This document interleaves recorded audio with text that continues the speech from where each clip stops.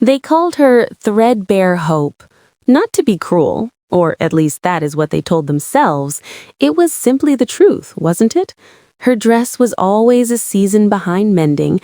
Her little cottage at the edge of Millhaven, Tennessee, sat crooked on its foundation, the shutters slightly askew, the garden gloriously overgrown with wildflowers nobody had planted on purpose. And yet, whenever a child skinned his knee on Maple Street, it was Hope Calloway who appeared with a clean cloth and a gentle word. Whenever a widow couldn't carry her coal bucket through the February frost, Hope's lantern was the first one bobbing through the dark. Whenever the collection plate at Cornerstone Baptist came up short for a family in need, somehow, impossibly, a folded envelope of coins appeared in the pastor's hand the very next morning. Nobody knew where it came from. Nobody asked too many questions. They just called her Threadbare Hope and went on with their lives. But on the morning that Elijah Greystone rode into Millhaven on a coal-black horse, leading a wagon full of mahogany shelving and fine imported goods, everything Hope Calloway had so carefully and painfully built was about to be shaken to its very foundation. Stay with me, friends, because this story is about far more than a woman and a mercantile. This story is about secrets that threaten to swallow a soul whole. It is about the terrifying mercy of a God who uses the most unlikely instruments to set a broken life free. And it is about love, the most dangerous, most beautiful, most costly kind of love there is. This is the story of Threadbare Hope. Welcome, beloved, to the Blessed Christian Storyteller. If this is your first time here, you have found a place where faith, grace, and the power of a good story meet. Please subscribe and hit that notification bell so you never miss a story. And if this one touches your heart today, share it with someone who needs to be reminded that God is not done with them yet. Now, let us go to Millhaven, Tennessee. The year is 1887. Millhaven, Tennessee was the kind of town that looked best from a distance. From the ridge above the valley, in the golden hour just before sundown, it glittered like a scattering of amber beads. The church steeple, the mill wheel turning lazily in Clover Creek, the lamp-lit windows of the row houses on Birchwood Lane. Up close, of course, you could see the cracked storefronts and the mud-rutted roads, and the way prosperity had visited and then quietly moved on. Still, the people of Millhaven were proud. They had survived the war, the drought of '74, the fever that swept through in '81. They were survivors, every last one of them, and they wore that survival the way old soldiers wear medals, visible, deliberate, tender at the edges. Hope Calloway had come to Millhaven in the spring of 1882, arriving on the Luckett's supply wagon with nothing but a carpetbag, a worn Bible with her name inscribed in faded gold on the cover, and an expression that a less charitable person might have called haunted. She was perhaps 24 years old, though something in her gray-green eyes suggested she had lived considerably more. She was not beautiful in any conventional sense. Her nose was too straight, her jaw too determined, her hands already roughened by work that a woman of her apparent breeding should not have known. But there was something about her, a luminosity, a quality of stillness in a world always in motion, that made people stop and look twice. She asked Deacon Pruitt if anyone had a room to let. He directed her to the widow Osgood on Fieldstone Road, who rented out her back bedroom for 50 cents a week. Hope paid 3 months in advance, in coin, and moved in quietly that same afternoon. By summer's end, she had rented the abandoned Harker cottage at the very edge of town, the one everyone agreed was uninhabitable, and somehow, through what could only be described as sheer stubborn will and the grace of God, made it livable. She plastered the walls herself, she fixed the broken porch step, she planted a kitchen garden so extravagant with herbs and vegetables that the neighbors pressed their faces against the fence with something approaching reverence. "Where did you come from?" asked Bertie Mossman, the postmistress and the town's most reliable distributor of news, on the day Hope first visited to set up her postbox. "East," said Hope pleasantly, and smiled in a way that closed the subject entirely. She found work as a seamstress, then as a bookkeeper for old Mr. Tatum at the feed store, then, when it became clear she had a gift for both numbers and diplomacy, as an informal mediator in the small commercial disputes that arose between neighbors. She charged nothing for this last service. She simply had a way of sitting with two aggrieved parties, listening with absolute attention, and then saying something so precise and so quietly true that both sides felt understood. Agreements were made, fences were mended, literally and figuratively. People started coming to her cottage with problems the way people go to a doctor with ailments, reluctantly at first, then with increasing frequency, then almost as a matter of course. Threadbare Hope, Bertie Mossman called her, though not unkindly, over her second cup of tea at the quilting circle on a Thursday. She patches everything with her two bare hands and hardly a scrap of anything to work with. Thread and bare hands, that's our Hope. The name stuck, and Hope, when she heard it, as she inevitably did, because Millhaven was not a large town, simply smiled and went on with her business. She did not tell anyone about the Callaway estate in Savannah, Georgia, the one that had passed to her father's creditors when he died of a heart stroke at his own dining table with his debts unpaid. She did not mention her mother, who had followed him to the grave within 6 months, consumed with grief and a cough she had been ignoring for years. She did not speak of the years in between, the years she had spent in the keeping of a cousin who had taken her out of duty and made certain she understood the weight of that duty every single day. And she absolutely, categorically never spoke of Edmund Wass. Edmund Wass was a door she had locked from the inside, bolted, and then, for good measure, built a wall in front of. She had come to Millhaven to forget Edmund Wass. She had come here to be simply Hope Callaway, seamstress and bookkeeper and patcher of fences, a woman who meant no harm to anyone and asked only to be left in peace to make whatever small good she could in the world. For 5 years, it had worked. For 5 years, nobody had come looking. But that was before the morning of September 12, 1887, when Elijah Greystone arrived in Millhaven and everything changed. Elijah Greystone was the kind of man that made women straighten their collars and men check the shine on their boots without quite knowing why. He was tall, not in an exaggerated way, but in the way of a man accustomed to taking up space with confidence and then filling it. He had dark hair gone silver at the temples, though he could not have been more than 38, and a face that combined what might have been called handsomeness with something more complicated, a seriousness of the eyes, a set to the mouth that suggested a man who had navigated difficult waters and emerged with his principles intact, though perhaps at some cost. He rode a coal-black horse named Solomon, and he wore a good coat, and he did not speak unnecessarily. These last two qualities alone were enough to distinguish him from nearly every other man who had ever arrived in Millhaven. He had purchased the old Fairweather Mercantile by mail through a lawyer in Nashville, paying a fair price without negotiation, which struck old Silas Fairweather as either deeply impressive or faintly alarming. He could not decide. The deed transferred on the 1st of September. The new owner arrived 11 days later with a wagon of shelving, 3 crates of imported goods, a leather-bound ledger, and a Negro manservant named Abraham, who turned out to be Elijah's business partner and oldest friend, a detail that caused considerable comment in Millhaven, not all of it charitable. Elijah ignored the comment with the practiced ease of a man who had been ignoring such things for years. He and Abraham set about transforming the mercantile with quiet efficiency. The old peeling paint was stripped and replaced with a deep forest green. The sagging shelves were rebuilt with the mahogany he had brought. New glass was installed in the display window, a brass bell above the door, a hand-lettered sign in the window. Greystone and Company, general merchandise, quality goods at fair prices. The town watched with great interest.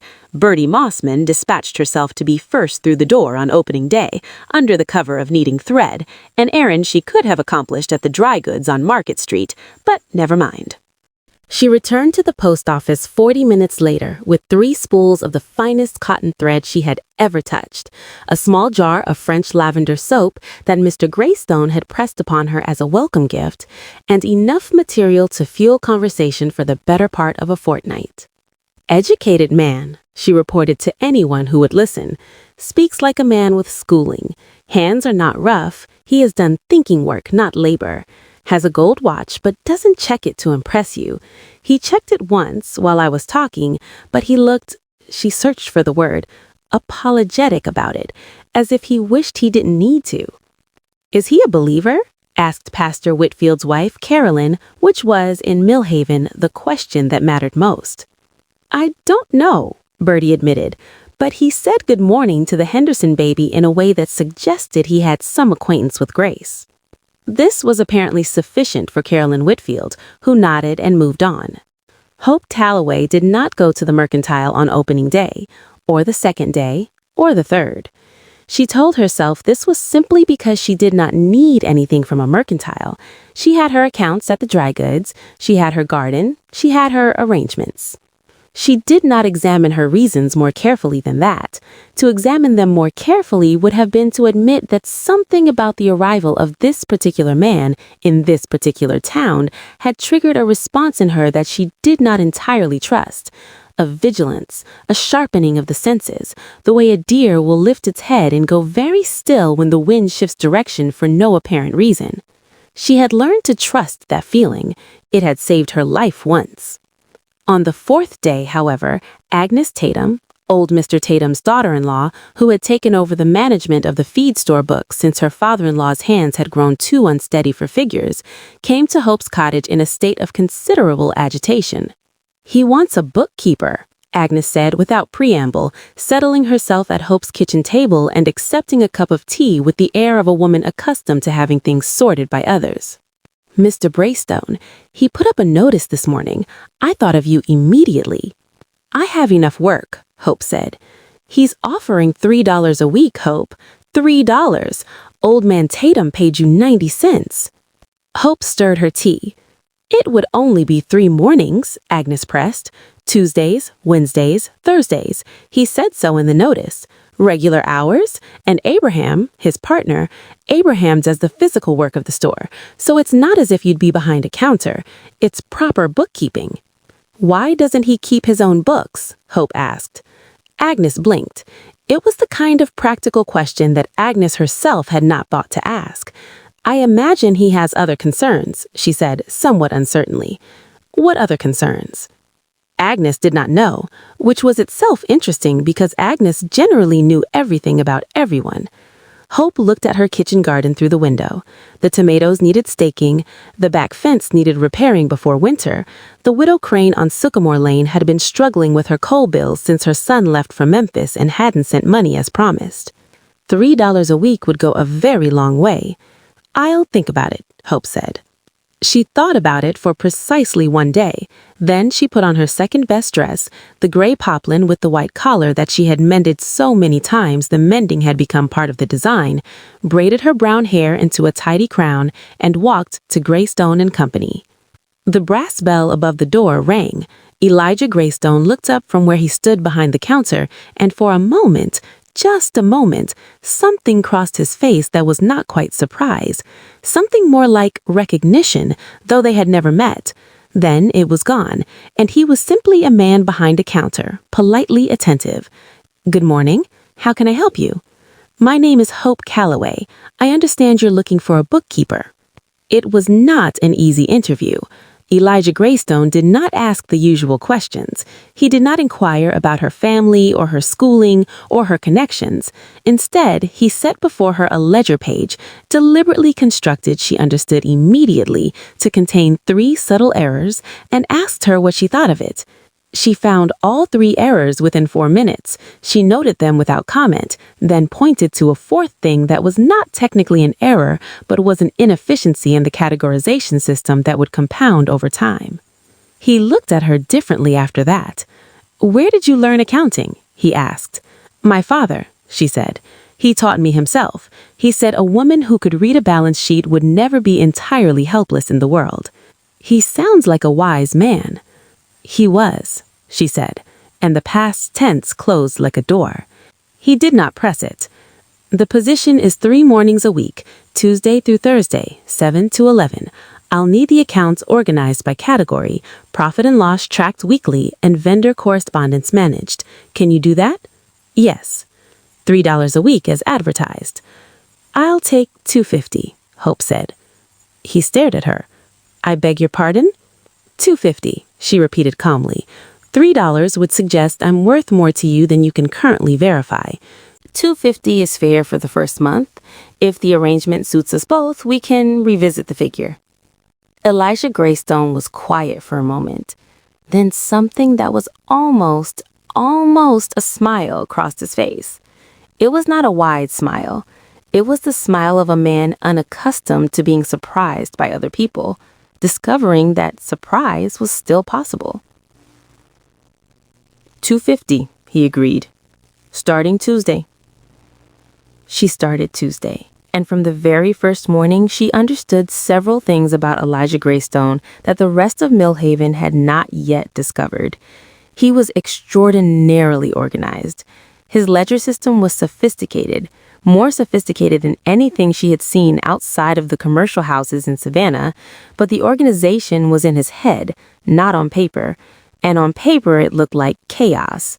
The reconciling of what his mind understood with what the books recorded was the work she was there to do. He trusted Abraham implicitly and completely, with a quality of trust that was deeper than business partnership, the trust of men who have been through fire together. She did not know what their fire had been, but she recognized the quality of it. It was the same quality of trust she saw between soldiers when they gathered at the Veterans Hall on anniversary days, a trust forged by survival. He was genuinely generous. She saw this in the ledger. He extended credit more freely than made strict business sense, and he never, not once, in all the weeks she worked with his records, turned away a family that clearly could not pay. He simply noted the account as deferred and moved on. And he was lonely. This she could not have pointed to in any ledger, but she knew it the way you know the presence of water underground, by the way certain plants grow, by a particular quality of silence. He was a man who had learned to operate excellently in solitude and had forgotten, or perhaps never known, how to want otherwise. She recognized the condition because she lived in it herself. They were careful with each other those first weeks, professionally courteous, correct. He brought her coffee in the morning without asking, black with 1 spoon of sugar, which she had mentioned wanting once and he had not forgotten. She organized his accounts with such clarity that he took to consulting the ledger in ways he had not been able to before, and she could see him thinking differently about his inventory because of it. They did not speak of personal things. They spoke of business. It was, Hope told herself, perfect. This was exactly what she needed. Work she was good at, fair pay, and a clear boundary between the professional and the personal that both of them were clearly committed to maintaining. And then, 6 weeks in, on a Thursday morning in mid-October, when the maples on Clover Creek Road had turned the color of old flame, a letter arrived addressed to Elijah Greystone from a man in Savannah, Georgia. She was not snooping. She would need to be very clear about this later, though clarity would not save her. She was simply sorting the morning correspondence, which was part of her work, and the letter had already been opened, left open on the desk with the others he had started to read and set aside. The name on the return address caught her eye before she could stop herself from seeing it. Alderman Josiah Voss, attorney at law, Savannah, Georgia. The world went white at the edges. Voss, the name of the family she had fled, Edmund Voss's uncle, the man who had spent 5 years, she was quite certain, looking for her. Her hands were very steady. She had learned a long time ago to keep her hands very steady when everything else was crumbling. She did not read the letter. She set it back in its place on the desk, picked up her pen, and continued with the accounts, as if nothing had happened. But she counted the minutes until 11 o'clock when she could leave. And when she left, she walked home through the October streets with her spine perfectly straight and her chin up and her hands clasped quietly in front of her, and she did not let herself think about any of it until she was inside her own front door with the latch drawn. Then she sat down on her kitchen floor, drew her knees to her chest, pressed her forehead against them, and allowed herself, for the count of 10, to be absolutely terrified. After 10 seconds, she straightened up. She put the kettle on, she sat at her table with her Bible, and read the 23rd Psalm 3 times, pressing her fingers against the words as though trying to absorb them through her skin. "The Lord is my shepherd, I shall not want. I do not want to run again, she said aloud, to the empty kitchen, to the God she had been speaking to in kitchens, in corners, in the small, dark hours for as long as she could remember. Please, I am so tired of running. I have made something good here. I have tried to do right. Please, I am asking you to let me stay. The kettle boiled. She made her tea. She went on. She told herself she was being irrational. A lawyer named Voss in Savannah was not necessarily Josiah Voss. It was not an uncommon name. And even if it were the same man, that did not mean the letter concerned her. Elijah Greystone was a man of business with connections in multiple cities. The letter could be about anything. She repeated this to herself, firmly and sensibly, all through Thursday afternoon and Friday and Saturday. Sunday, she went to Cornerstone Baptist, as she always did, and sat in her usual pew, third from the back on the left, and sang the hymns with her hand over her heart the way her mother had taught her. Pastor Whitfield preached on Psalm 27, "The Lord is my light and my salvation, whom shall I fear?" And Hope sat very still through the whole of it, with the peculiar sensation of a person being spoken to directly by the universe through the medium of a round-faced Tennessee preacher who could not possibly know what she was going through. On Monday, she almost didn't go back to the Mercantile. She sat at her kitchen table with her coat on for 20 minutes and had the conversation with herself that she had been having, in different forms, for 5 years. She could simply leave. She had done it before. She knew how to pack quickly, how to travel without drawing attention, how to find work in a new place. She had her savings, more than she'd had when she arrived in Millhaven because she was careful and frugal, and the interest on her small account at the Millhaven Savings Bank was adding up with quiet patience. She could leave. But then she thought of the widow Crane and her coal bills. She thought of little Tommy Henderson, the 7-year-old with a bad leg who had come to her gate 3 months ago, asking could she read to him since he couldn't walk to the lending library, and who now came every Saturday afternoon for 2 hours without fail. She thought of the quilt she was piecing together with Vera Dodd for the church auction, 2/3 finished, the squares already cut and waiting on her sewing table. She thought of the way Millhaven had come to feel, against all her careful defenses, like home. She went back on Tuesday. Elijah Greystone was at his desk when she came in. He looked up and said good morning, and something in the precision of his gaze made her wonder, for one terrible second, whether he had noticed the letter being displaced on Thursday, whether he knew that she had seen the name. But his expression gave away nothing, and she gave away nothing, and they went on. It was 3 weeks later that he spoke to her about it. It was a Thursday, her last morning of the week, and the store was quiet, the November rain making curtains against the windows.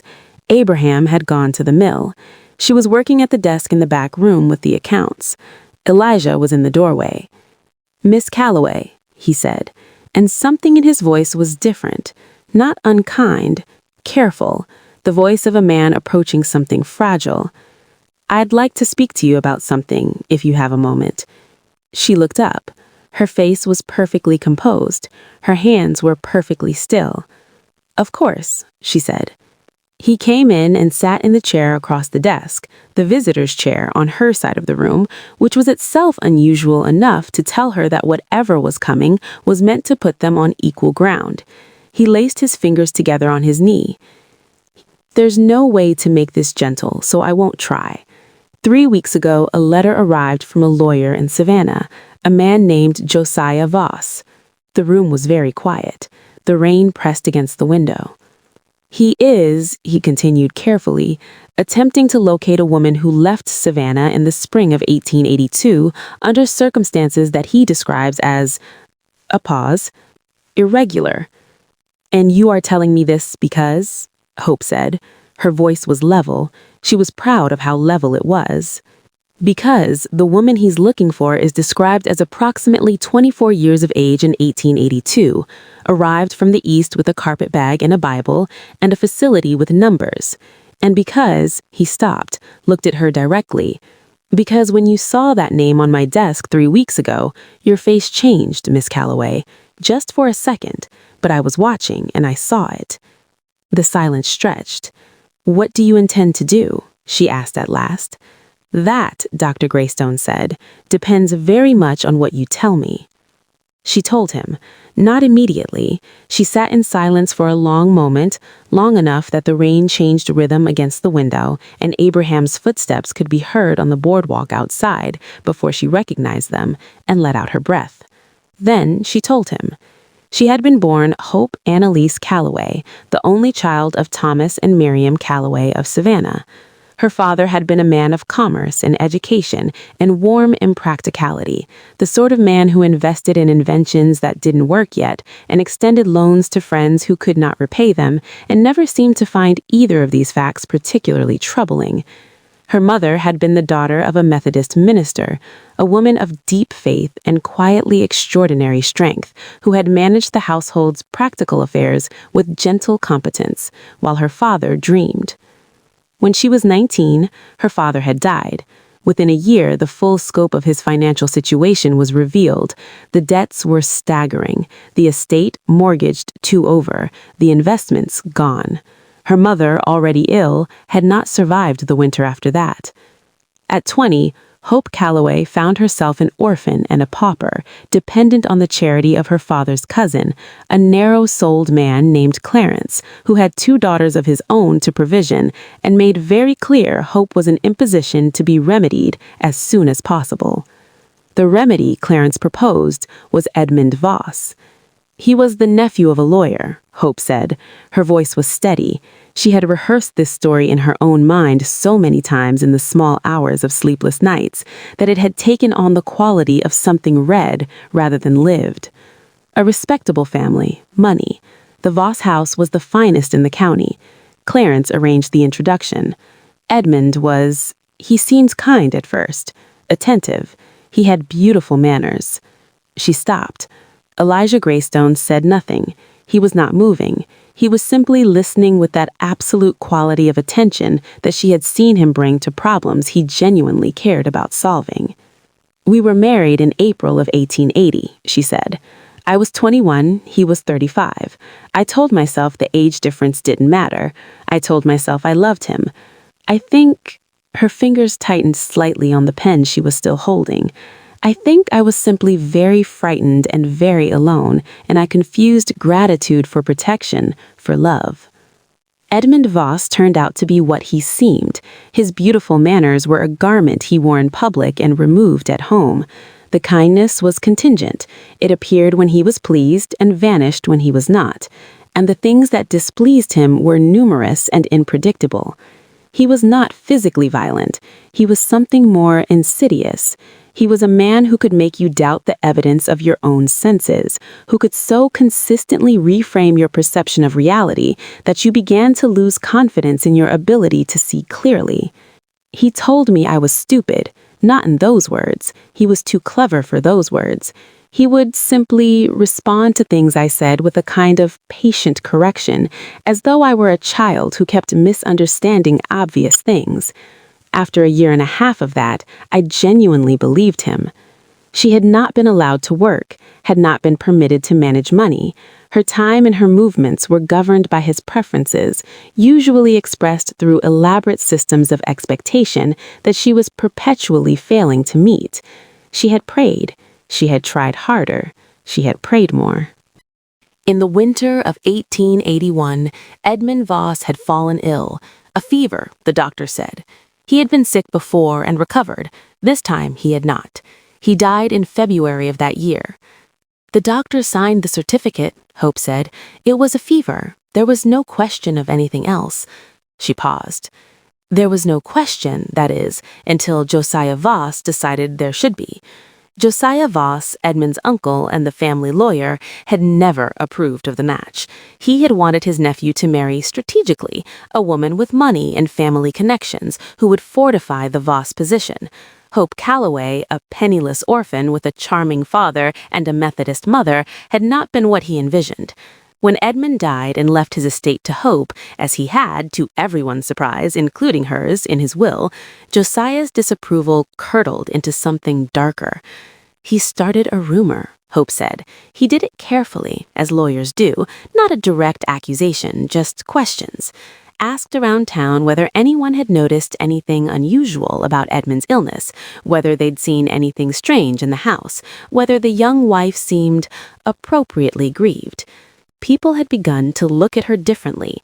The city she had lived in for 2 years, that had never entirely accepted her, now turned its back with the cold efficiency of a community that has found its narrative of events and intends to keep it.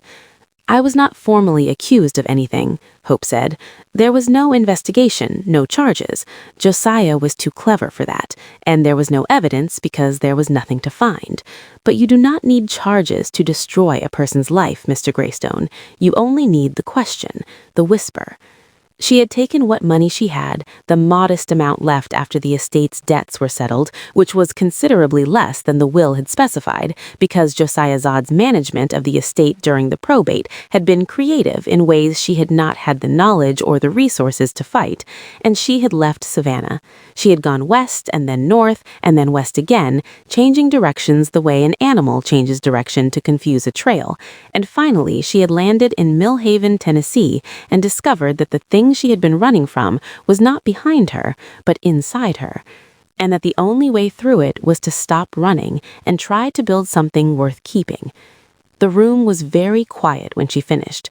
The rain had lessened. Somewhere in the store, a clock ticked. "Why does Josiah Voss want to find you?" Elijah asked. His voice was neutral. She could not read him. "The will," she said. "The estate. Edmund left me everything, and Josiah spent 5 years ensuring I received almost none of it, and I was too frightened and too alone to fight him. But I think he's afraid I've found my feet, that I might come back with a lawyer of my own and ask questions about the estate management." "Have you thought about doing that?" A beat. "Yes." Elijah Greystone was quiet for a long moment. Then he said, "The letter asked me to notify him if I encountered any woman matching your description who had come from the east." "And will you?" Hope asked. He looked at her. Something shifted in his expression, not dramatically, but in the way a compass needle shifts when it finally finds north. "No, I will not." He might have left it there. He would have been in his rights to leave it there. He had made his decision, stated it clearly, and that should have been sufficient. But something in the way she had told her story, with that particular quality of steadiness that was clearly costing her something, made him continue. "I should tell you," he said, "that I understand more of what you've described than you might expect." She looked at him. "I'm not from Nashville. I was born in Charleston, South Carolina. My family had a shipping business. I attended university in Boston. I was, for a brief period, what the world considers successful." He paused, gathering something. "I was also, for a period, what the world considers a failure. I made a business decision that I believed was right, and that cost me almost everything: the business, the family position, and a woman I had planned to marry, who found, quite reasonably, that ruin suited me rather better than she did." He said this without self-pity. It was simply the record. "The failure was not dishonest. The decision I made was the right one, by every standard I still believe in. I refused to continue a shipping contract with a man I had discovered was trafficking in human lives, calling it agricultural labor for the purposes of his books, but making no real effort to obscure what it actually was. I refused the contract.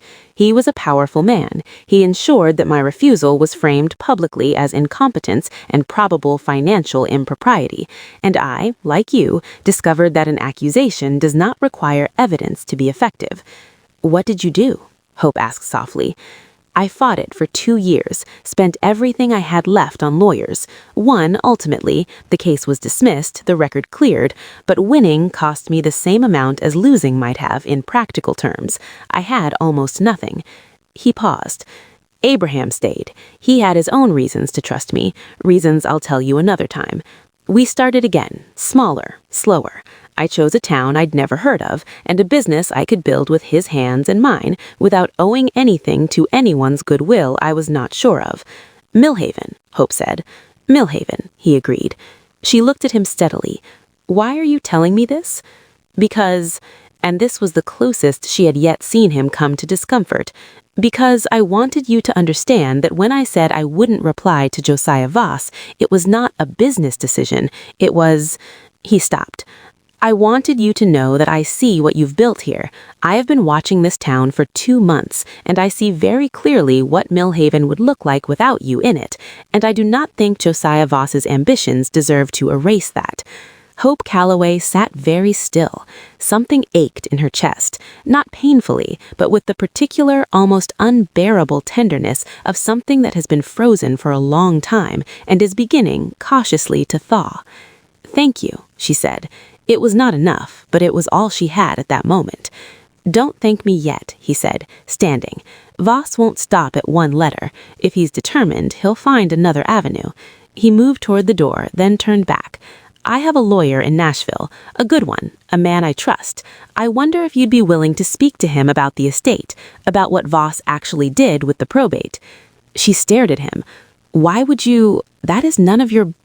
"Miss Calloway," he said quietly, "what was done to you was wrong, not just unkind, wrong. And the fact that it was done using the law as a weapon makes it worse, not better. I understand if you want no part of it. 5 years is a long time to carry a fight, and you've been carrying other things. But if you want to pursue it, I can make the introduction." She did not answer immediately. He did not press her. "I'll think about it," she said finally. He nodded and left her to the accounts. She sat for a long moment after he'd gone, looking at the rain-gray window at the amber street beyond. She thought of her mother saying once, in the kitchen of the Calloway house in Savannah, the house that was gone now, stirring something on the stove in the evening light. She thought of her mother saying, "Hope, my love, the Lord does not always send rescue in the form we expect. Sometimes he sends a person, and we have to be wise enough to recognize them."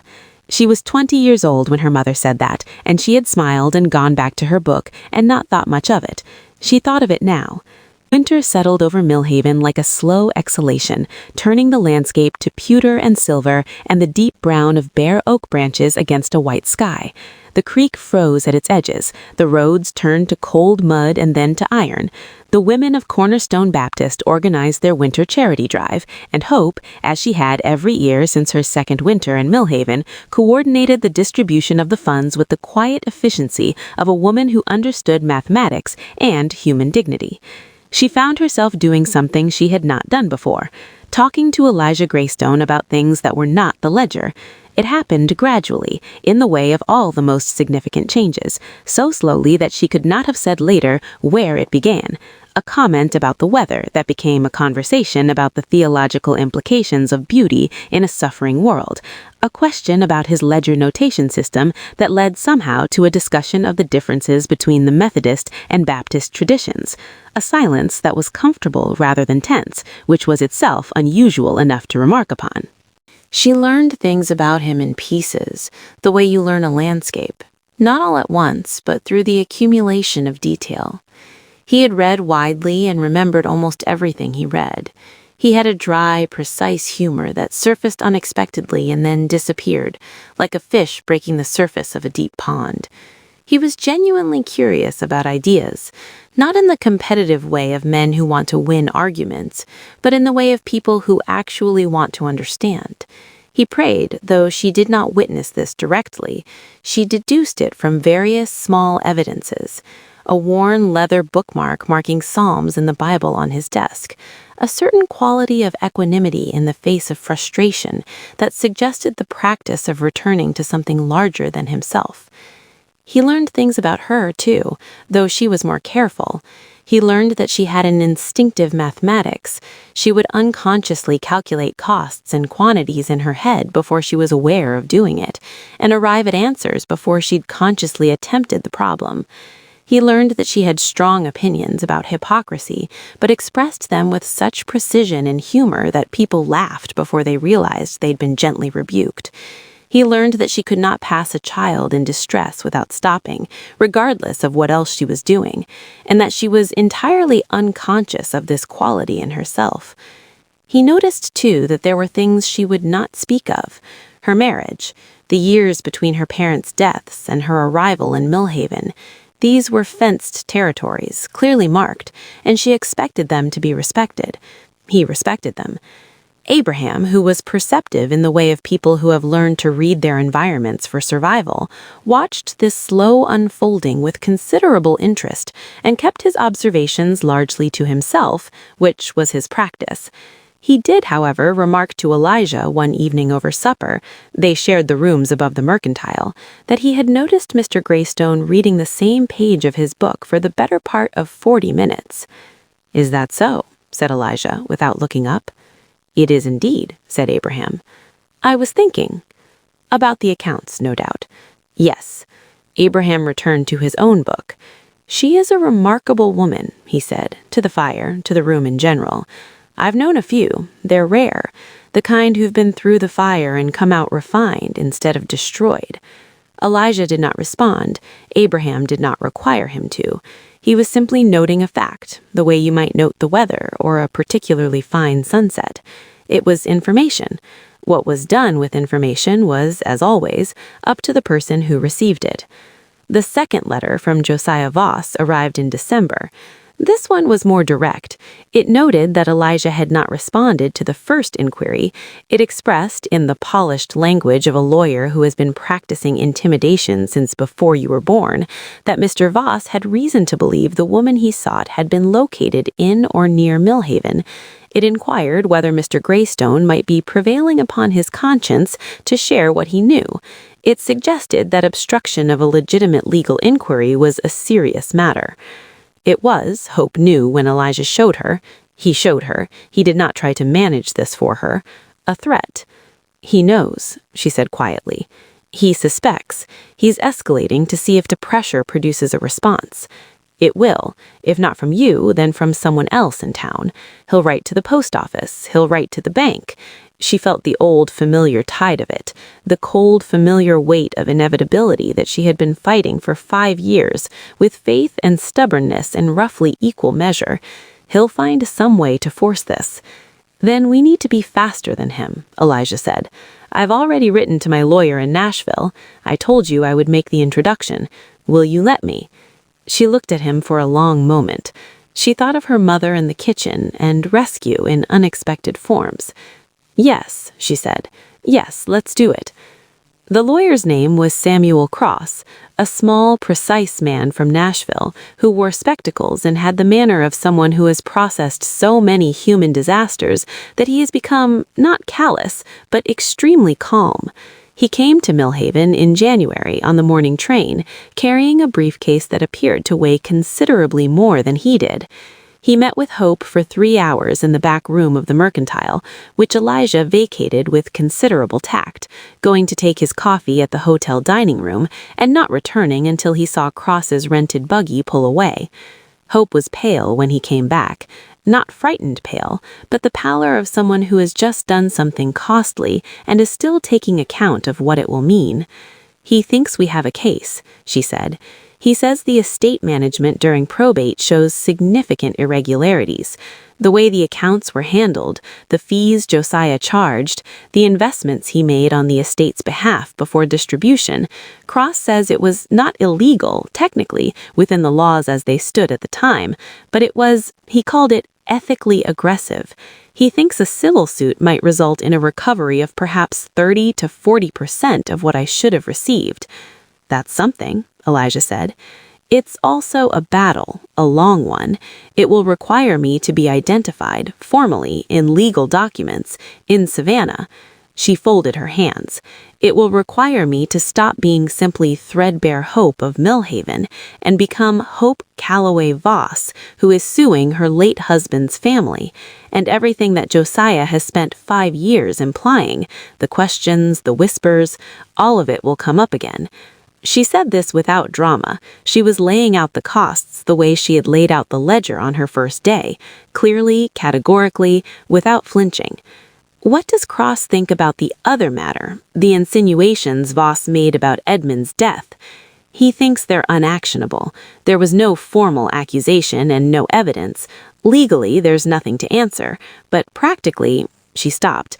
"Practically, if this goes to court, Josiah will find a way to raise it, even if only in public discourse, even if only as a way to make me want to settle for less." Elijah was quiet for a moment. And do you want to settle?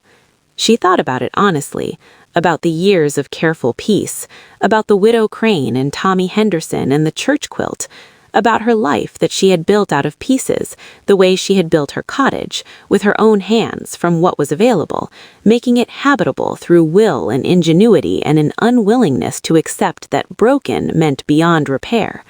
About her mother, who had died with nothing and left her daughter faith and the ability to read a balance sheet. About her father, who was a man of beautiful impracticality and love, who had deserved better than what the world gave him, and never stopped believing in the goodness of the world, anyway. He said, "No, I don't want to settle." Elijah Greystone nodded, and then he said something she had not anticipated. "I want to help you fund the litigation." She stared at him. "Absolutely not. Hear me out. Mr. Greystone, I'm not offering charity. I'm proposing a business arrangement." He moved to the desk, pulled out a sheet of paper. "I want to expand the mercantile, add a dry goods line that will require someone managing the purchasing accounts and vendor relationships, more work than the 3 mornings you're currently doing. I'd like to offer you a full partnership, not an employment arrangement, a partnership, 15% of the net profit, in addition to a salary increase to $5 a week, and I'd like to advance you the legal fees as a loan against your future share of the profits, to be repaid without interest." She sat very still. "That is an extraordinarily favorable arrangement for me and a questionable one for you," she said carefully. "I disagree. You are the best bookkeeper I have ever encountered, and you have prevented me from making at least 3 inventory decisions that would have cost me considerably more than any loan I might advance you. The partnership structure is reasonable by any standard." He paused. "The loan terms are generous, I acknowledge that. I am choosing to make them so because—" He stopped. "Because," she prompted. He looked at her with that direct, careful, slightly uncomfortable quality of a man who has decided to say something true at personal cost. "Because I find myself considerably invested in the outcome of your situation, Miss Calloway, and I would like, if you'll permit it, to be of assistance, not as a manager of your affairs, not as a patron, as someone as a person who would like to see justice done for you, and who has the resources currently to help make that possible." The room was very quiet. The winter light fell through the window and lay in pale rectangles on the floor.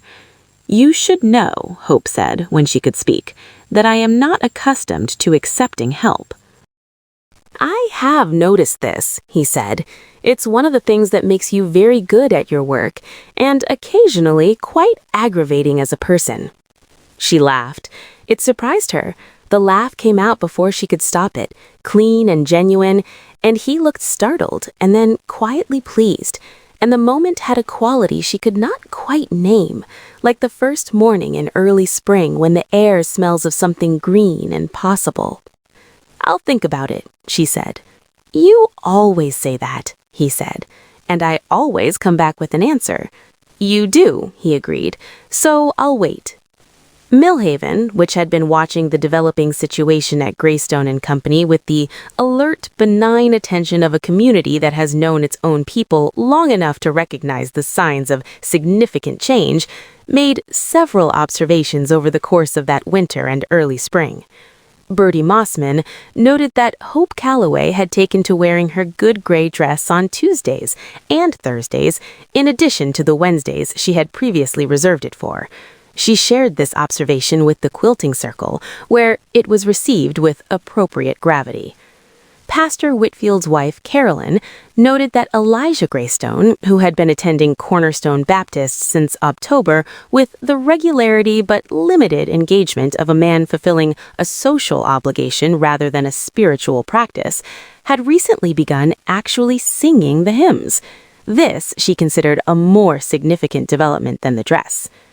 Agnes Tatum observed that whenever Hope was in the mercantile and a customer came in with a problem, a broken piece of equipment, a sick animal, a dispute with a neighbor, Hope would solve it, and Elijah would watch her do so with an expression Agnes found difficult to describe precisely, except to say that it was the expression of a man discovering something he had not expected and was not entirely sure how to accommodate. Abraham, being a person of discretion and practical intelligence, observed all of these observations being made by others and said nothing. Hope herself was aware, with the part of her mind that was always aware, the vigilant part that had been watching for danger for 5 years and had not yet entirely learned to stand down, that something was shifting. Something in the architecture of her days had changed. There was a quality to Tuesdays now that had not existed in September, a particular alertness, she chose the word carefully even in her own private mind, an anticipation that had nothing to do with the accounts. She had not been in love before. She did not use that word even privately. She was not a woman who used words carelessly, especially powerful words, and especially not now, when her life was about to become considerably more complicated. But she was honest with herself, at least in the kitchen in the small hours when the lamps were low and honesty cost less in the dark. She was honest enough to know that whatever this was, it was real, and it was growing, and the thing she was most afraid of was not Josiah Voss or a civil suit in Savannah. It was this. This, right here, the dangerous mercy of having something worth protecting. Josiah Voss did not send a third letter. He sent something considerably more effective. He sent a man. The man arrived in Millhaven on a Wednesday in March, when the mud was just beginning to thaw and the air had that particular raw quality of a season in the act of changing. His name was Carver. He did not offer a first name, and he was clearly not a lawyer. He was a tall, angular man in an expensive coat that was wrong for the climate, and a hat pulled low, and he went first to the hotel, and then to the post office, and then to several of the town's establishments asking questions about the bookkeeper at Greystone and Company. Millhaven told him nothing useful. This was not coordinated. There had been no meeting, no agreement. It was simply what happened when a town that had grown to love a person encountered a stranger who was clearly not wishing that person well. Bertie Mossman received his inquiry with a smile of such comprehensive vagueness that he went away with less information than he'd started with. Agnes Tatham at the feed store was struck by a sudden and comprehensive inability to remember anything about anyone. Pastor Whitfield, when the man tried the church, listened to his inquiry with pastoral serenity and then asked whether he had considered the state of his own soul today, which brought the interview to a rapid close. By the afternoon, half the town knew a stranger was asking questions about Hope. By evening, someone had told her. It was Tommy Henderson, limping up to her gate with more speed than his bad leg usually managed, flushed with importance and worry both. "Miss Hope," he said, breathing hard, "there's a man. He was at the post office asking about you. Mama says you should know." Hope thanked him, gave him a ginger cookie from the tin on her kitchen counter, and then stood at her front window for a long time after he'd gone, watching the darkening street. She thought, I could run.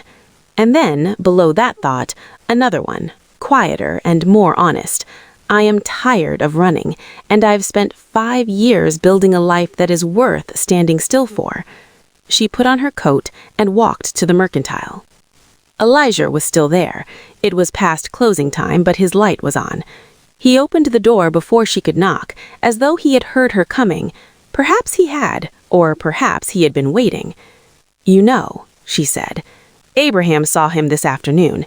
He followed him to the hotel to confirm he'd registered, then came and told me. He stepped back. Come in."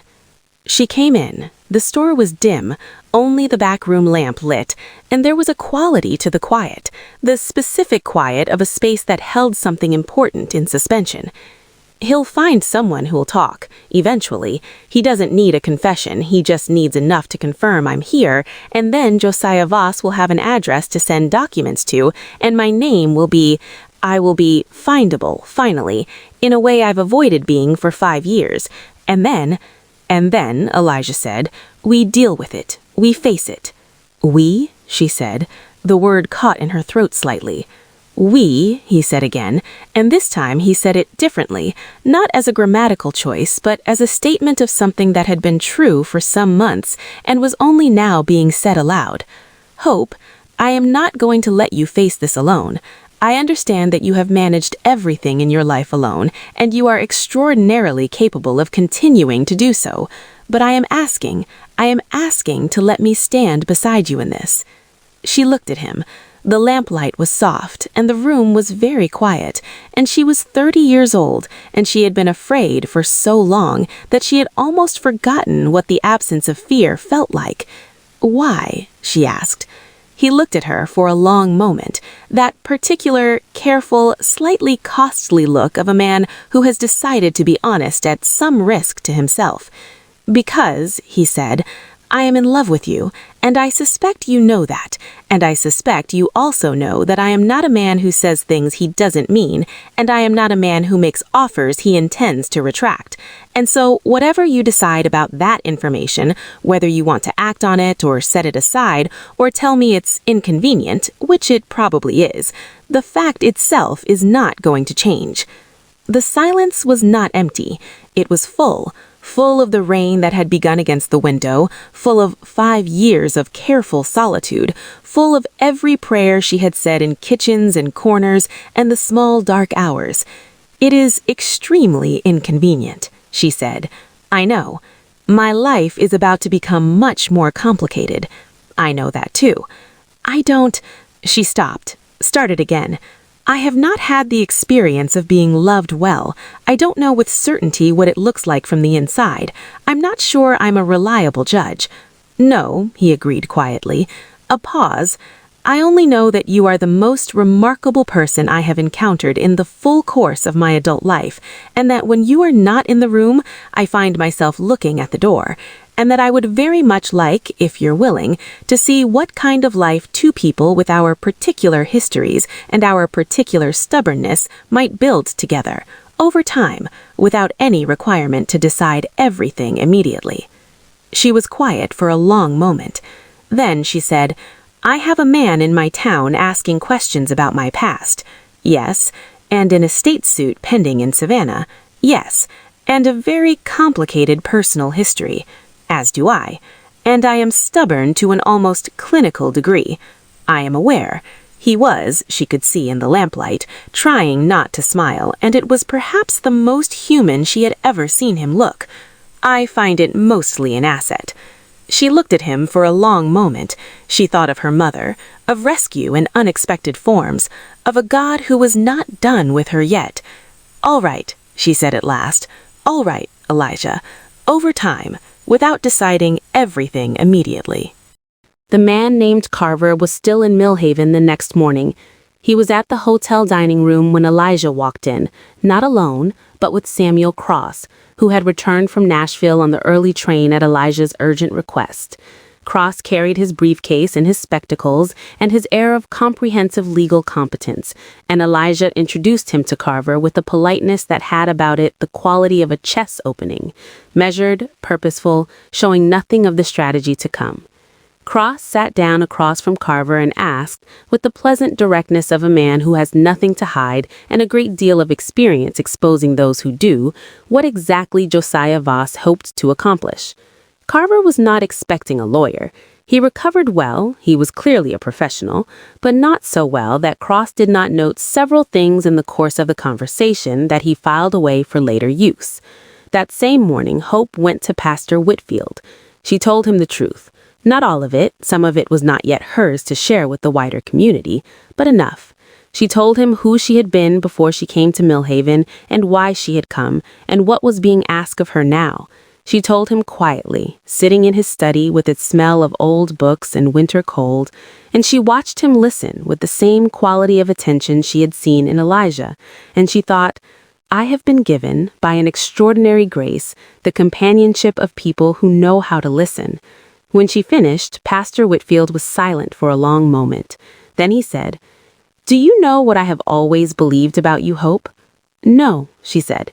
That whatever you were carrying when you came here was heavy and secret and had been carried alone for too long, and that the fact that you carried it without letting it make you bitter or closed, that you went on giving yourself to this community year after year with your hands open, I have always believed that was an act of extraordinary faith.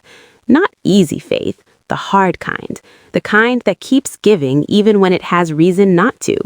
She pressed her lips together very tightly for a moment.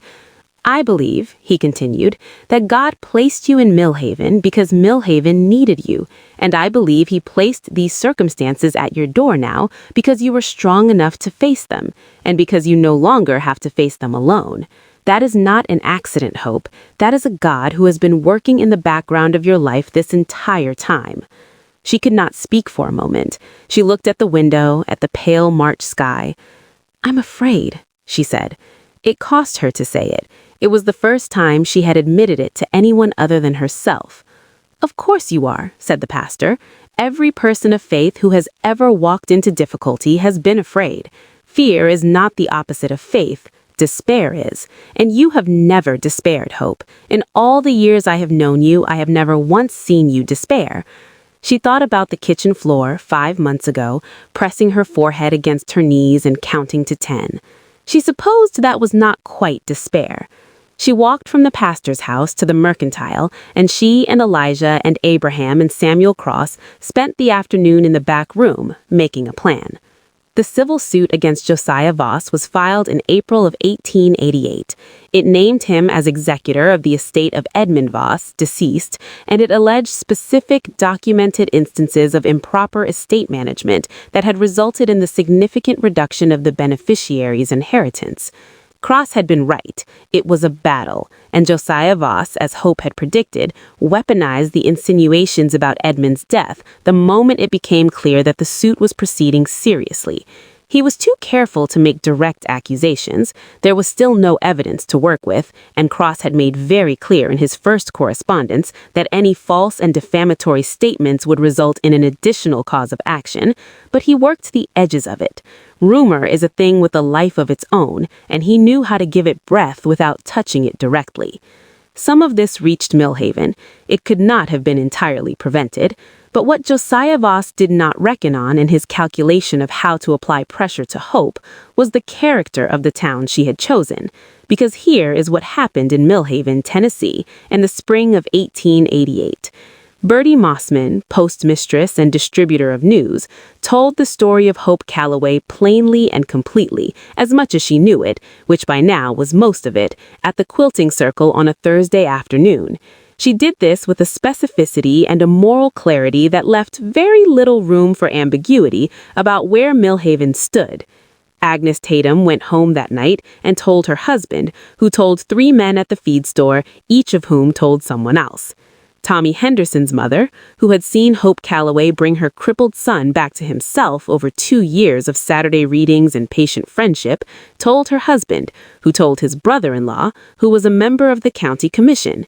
The widow Crane, who had spent a winter warm because of anonymous coins placed in an envelope outside her door, came to Hope's cottage and asked, quietly, if there was anything she could do, and when Hope, surprised, said there was not, the widow Crane sat down at her kitchen table and said, "Then I'll sit with you for an hour, if that's all right, because I think you've been sitting alone for too long." And on the first Sunday in May, Pastor Whitfield asked his congregation, without naming names, but with a specificity that named everything that mattered, to pray for a woman in their community who was facing an injustice and who had served Millhaven with open hands since the day she arrived, and who deserved to be seen and prayed for and loved on the way back. The congregation prayed. They prayed long and with intention, the way people pray when they have known someone long enough to mean it. Hope sat in her pew, third from the back on the left, and kept her hand over her heart the way her mother had taught her, and she did not cry. She did not cry for the whole of the service. She cried after, standing in the churchyard with the May sun warm on her face and the sound of the creek in the middle distance, when Carolyn Whitfield put her arms around her without saying anything at all. She cried for a long time, and it was the right kind of crying, the releasing kind, not the drowning kind, the kind that ends in something feeling lighter rather than heavier. When she was done, Elijah was there. He had waited on the churchyard path at a respectful distance until she was ready. He offered her his handkerchief, which she took, and his arm, which she also took, and they walked together through the May morning, and she thought that she would remember this moment for the rest of her life. This particular quality of light, this particular warmth, this sense of something ending and something beginning, and the grace of a God who had been working in the background all along. The case was settled out of court in November of 1888, after 7 months of legal correspondence and one 3-day proceeding in Savannah that Hope attended with Samuel Cross and Elijah Greystone, who insisted on coming not as her advocate, but as a person who wished to be present and who sat in the gallery through the entire proceedings with the quality of quiet attention that she found, despite everything, steadying. The settlement was not everything Cross had hoped. It was 42% of the original estate value, not 30 as he had initially estimated. Josiah Barras, faced with Cross's documentation of the estate management and the considerable reputational risk of a protracted public proceeding, had chosen the practical calculus of a lawyer: settle, contain, move on. You could push for more, Cross told her, in the corridor outside the Savannah courthouse, the November air thick and familiar in a way that hurt. Hope looked at the courthouse steps, looked at the street beyond, and the familiar city she had fled and had been afraid of for 6 years. "No," she said, "take what he's offered. I want to be done." Cross looked at her over his spectacles. "Are you certain?" "I am. I want to go home." Elijah, who had heard this, looked at her. She caught his expression, that particular quality of a man receiving information that matters to him, and held it for a moment. "Home," he confirmed. "To Millhaven." "Yes," she said. "Home." The settlement was signed that afternoon. As they left the building, walking through the streets of Savannah towards the hotel where they were staying the night before the train north, she became aware of a feeling she could not immediately name. It was not triumph, it was something quieter than that. It was not relief exactly, though relief was part of it.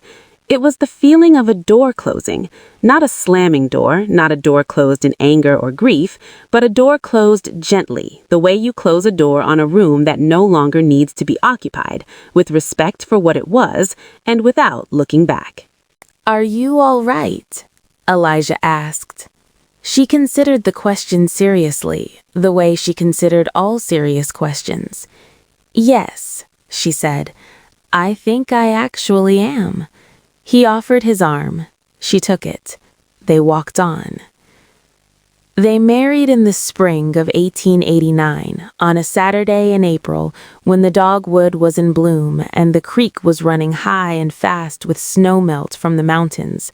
Cornerstone Baptist was full, not just with members of the congregation, but with what seemed like the entire population of Millhaven, some of whom had never been inside a church before, and others who had never missed a Sunday in their lives, all united by a shared and wordless determination to witness this particular event. Hope wore a dress she had made herself, from ivory silk that she had purchased at a very favorable rate from the new expanded fabric line at Greystone and Company, which had grown by that point into one of the finest mercantiles in 3 counties.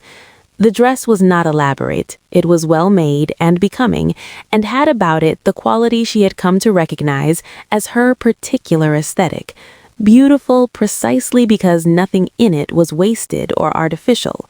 She carried a small bouquet of wildflowers from her garden, the garden that had overgrown its original borders and spread gloriously into the surrounding yard that the neighbors had been marveling at for 7 years.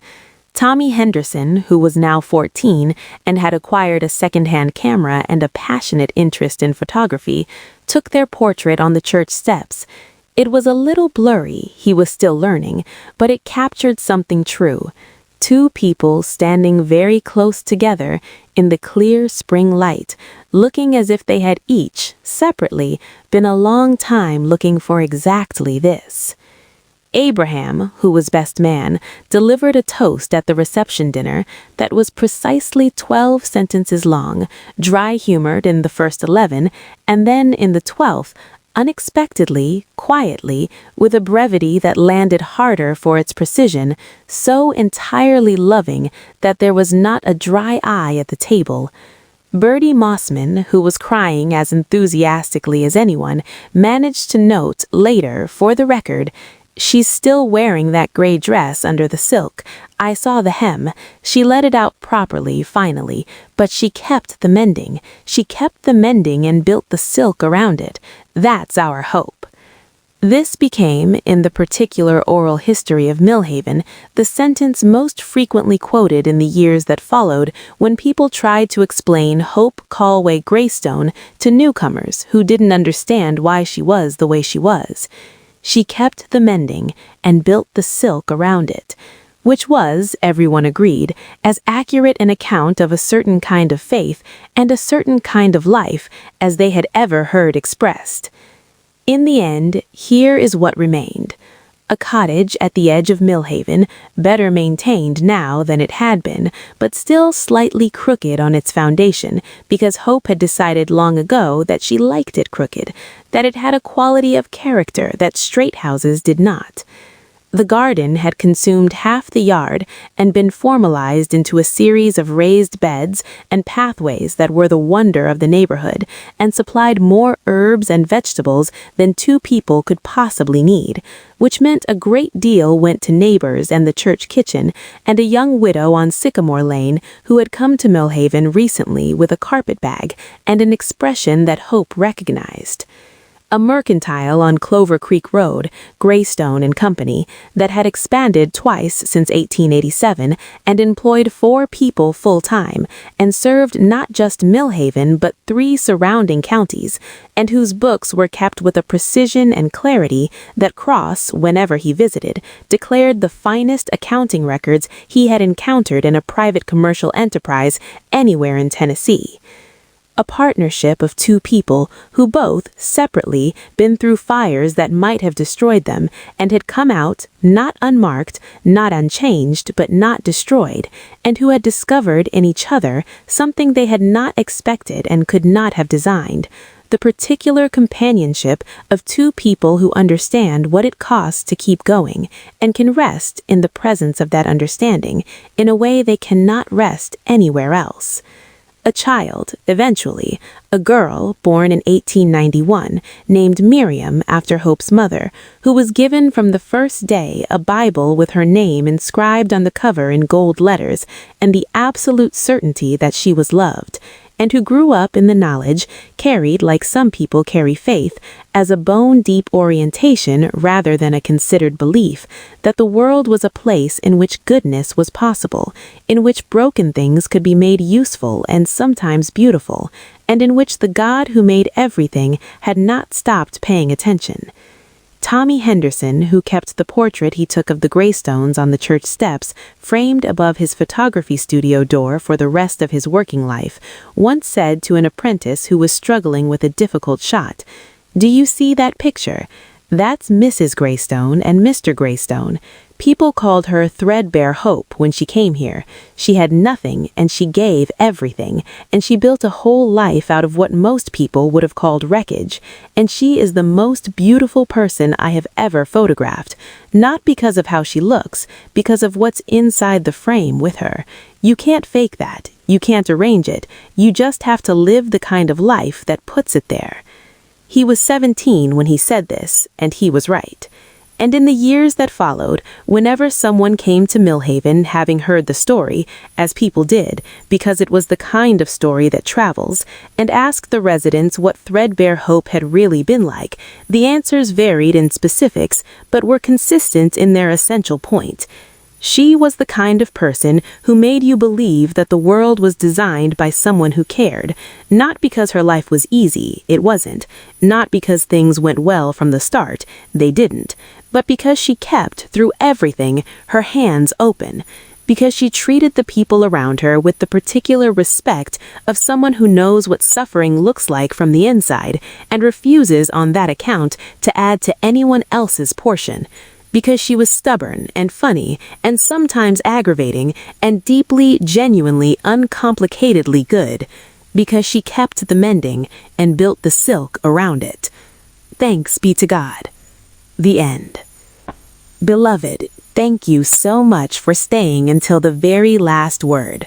If this story touched your heart, if it reminded you that God is working even in the years when you feel like you are running, like you are hiding, like you have nothing left to build with, please share it with someone who needs to hear it today. Subscribe to the Blessed Christian Storyteller, where every story is a reminder that grace is real and love is possible, and nothing, not your past, not your mistakes, not the people who tried to write your ending for you, nothing is too broken for the hands of God. Until the next story, beloved, keep going, keep giving, keep your hands open. God is not finished with you yet.